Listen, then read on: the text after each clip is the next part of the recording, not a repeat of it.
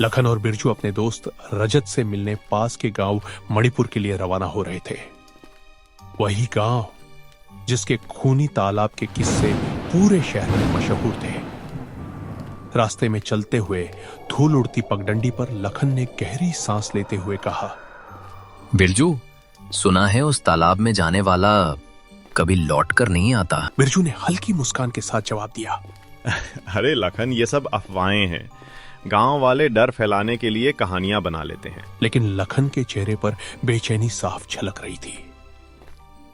उसे नहीं पता था कि मणिपुर का यह सफर उसकी जिंदगी का सबसे डरावना सफर साबित होने वाला है। रात का समय था। आसमान पर काले बादल छाए हुए थे। लखन और बिरजू दोनों अपने छोटे से लालटेन की रोशनी में गांव मणिपुर की ओर बढ़ते जा रहे थे। रास्ते में अचानक हवा का एक तेज झोंका आया। लालटेन की लौ कांप उठी और फिर बुझ गई। चारों तरफ सन्नाटा छा गया। सिर्फ झिंगुरों की आवाज और दूर कहीं से किसी उल्लू की डरावनी पुकार सुनाई दे रही थी। लखन ने कांपती आवाज में कहा, बिरजू, अब तू ही बता, आधी रात में किसी खूनी तालाब वाले गांव जाना ठीक है क्या? बिरजू ने हंसने की कोशिश की। अरे लखन, डर मत। हम रजत से मिलकर सुबह तक लौट आएंगे। सब ठीक रहेगा। लेकिन जैसे ही दोनों ने कदम आगे बढ़ाया, झाड़ियों के बीच कुछ हलचल हुई। लखन रुक गया। उसकी नजर झाड़ियों पर टिक गई। वहां किसी की परछाई हिली थी। कौन है वहां? उसने जोर से पुकारा। कोई जवाब नहीं आया। बस हवा में एक ठंडी सरसराहट गूंज उठी। दोनों ने डरते हुए कदम तेज कर दिए। थोड़ी दूर चलने के बाद गांव की सीमा दिखाई दी। टूटी हुई नेम प्लेट पर लिखा था, मणिपुर गांव में आपका स्वागत है। पर नीचे किसी ने लाल रंग से लिख दिया था, जो आया वो लौटा नहीं। लखन का दिल जोर जोर से धड़कने लगा। वो बमुश्किल बोला, बिरजू, मुझे लग रहा है हमें वापस चलना चाहिए। बिरजू ने उसकी बात अनसुनी करते हुए कहा, नहीं लखन, अब हम लौटे तो लोग हंसेंगे। चल, रजत के घर तक चलते हैं। दोनों गांव में दाखिल हो गए। गांव सूना पड़ा था। न कोई इंसान, न कोई आवाज, बस पुराने पेड़ों की डालियां हवा में चरमराती जा रही थी। तभी सामने एक पुराना कुआं नजर आया। कुएं के पास किसी के गीले पैरों के निशान दिखे, जो कुएं से शुरू होकर तालाब की दिशा में जा रहे थे। लखन की आवाज कांप गई। बिरजू, ये निशान तो किसी अभी अभी गए आदमी के लग रहे हैं। बिरजू ने बिना कुछ बोले लालटेन उठाई और उन निशानों के पीछे चल पड़ा। आगे बढ़ते बढ़ते दोनों उस खूनी तालाब के किनारे पहुंच गए। पानी स्थिर था, लेकिन उसमें हल्की सी लाल आभा झलक रही थी, जैसे किसी ने उसमें खून मिला दिया हो। लखन ने धीरे से कहा, ये लाल रंग, ये क्या है बिरजू? बिरजू कुछ बोलने ही वाला था कि तभी तालाब के बीच से एक बुलबुला उठा, फिर दूसरा, और फिर अचानक एक हाथ बाहर आया। लखन चीख पड़ा, बिरजू भाग! यह सुनकर बिरजू पीछे की ओर भाग पड़ा। दोनों वहां से डर के मारे दौड़ते हुए निकल गए। आखिरकार वे किसी तरह रजत के घर पहुंच गए। रजत घर के बाहर ही खड़ा था, मानो वो उनका इंतजार कर रहा हो। उन्हें डर से कांपता देख रजत ने धीमे स्वर में कहा, क्या हुआ लखन, बिरजू? चेहरों पर ये डर क्यों है? लखन और बिरजू ने डर से कांपते हुए पूरी घटना रजत को सुनाई। तालाब की लाल लहरें, वो अजीब आवाजें और झाड़ियों में हिलती परछाइयां, सब कुछ। रजत ध्यान से सुनता रहा। उसका चेहरा गंभीर हो गया। फिर उसने धीमे और भारी स्वर में कहा, तुम लोगों को इतनी रात में यहां नहीं आना चाहिए था। ये गांव कोई आम गांव नहीं है, और वो तालाब, उसके पास तो कभी मत जाना। इतना कहकर रजत अंदर चला गया। थोड़ी देर बाद तीनों घर के अंदर बैठे थे। लकड़ी की चौकी पर रखा खाना धीरे धीरे ठंडा हो रहा था, पर कमरे का माहौल अब भी डर और बेचैनी से भरा था। रजत खाना खा रहा था, मगर बिरजू का ध्यान कहीं और था। उसके मन में बार बार वही सवाल उठ रहा था, आखिर वो था क्या? वो तालाब ऐसा क्यों है? आखिर उसने हिम्मत जुटाकर पूछा, रजत, क्या वो कोई भूत प्रेत था? क्या ये गांव श्रापित है? रजत ने एक पल को रुककर उसकी ओर देखा, फिर धीरे से बोला, हाँ बिरजू, कुछ ऐसा ही समझ लो। लेकिन इस बारे में ज्यादा बात मत करना, और याद रखना, रात के समय कभी भी घर से बाहर मत निकलना। बिरजू ने जिद भरे स्वर में कहा, लेकिन रजत, मुझे सच्चाई जाननी ही होगी।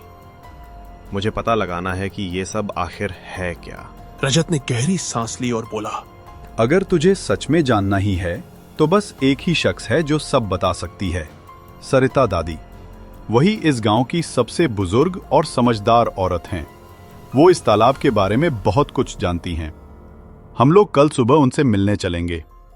कमरे में फिर सन्नाटा छा गया और बाहर हवा में वही ठंडी सरसराहट गूंज उठी, जैसे कोई नाम लेकर तालाब को पुकार रहा हो।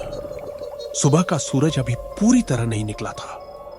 गांव मणिपुर की गलियां धुंधली धुंध से ढकी हुई थी। हर तरफ अजीब सी खामोशी थी, जैसे पूरा गांव किसी डर के साए में जी रहा हो। लखन, बिरजू और रजत तीनों एक कच्चे रास्ते से होकर गांव के कोने में बने एक पुराने मकान की तरफ बढ़े। वही मकान जहां सरिता दादी रहती थी, गांव की सबसे बुजुर्ग और रहस्यमयी औरत।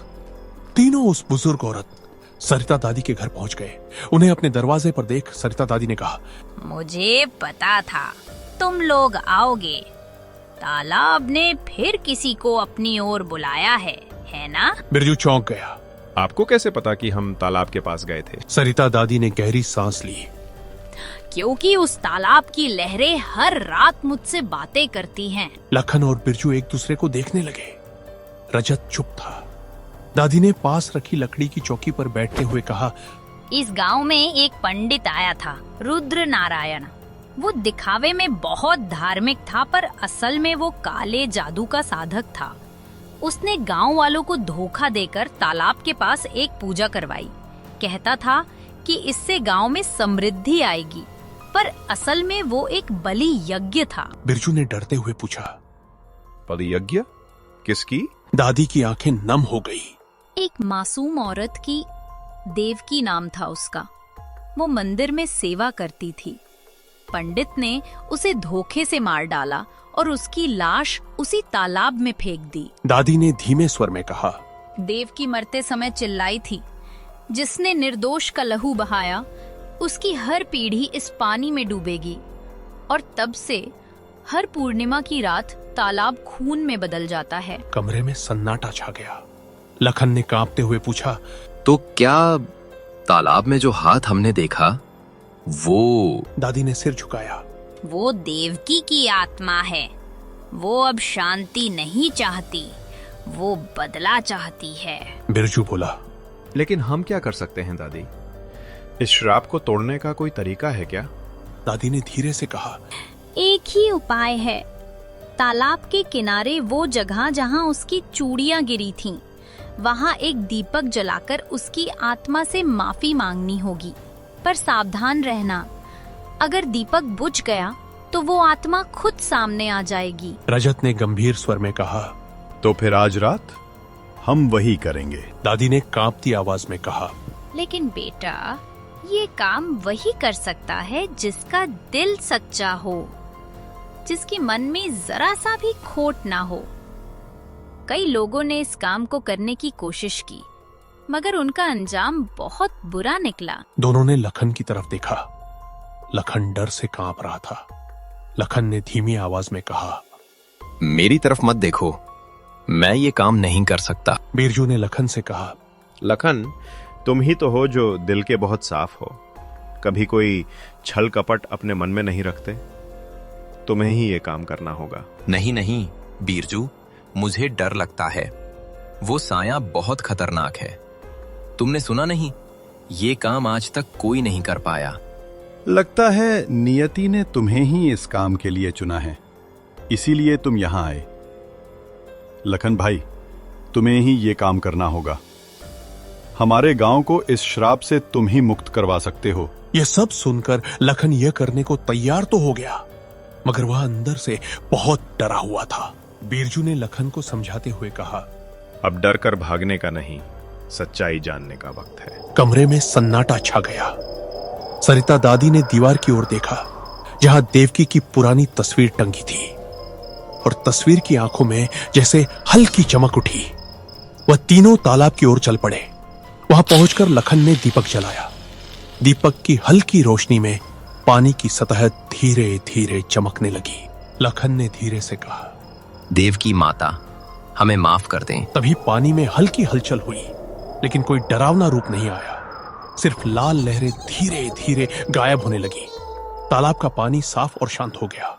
लखन और बिरजू ने एक दूसरे की ओर देखा और राहत की सांस ली। रजत मुस्कुराया। देखा, डर को सच्चाई और इज्जत से मात दी जा सकती है।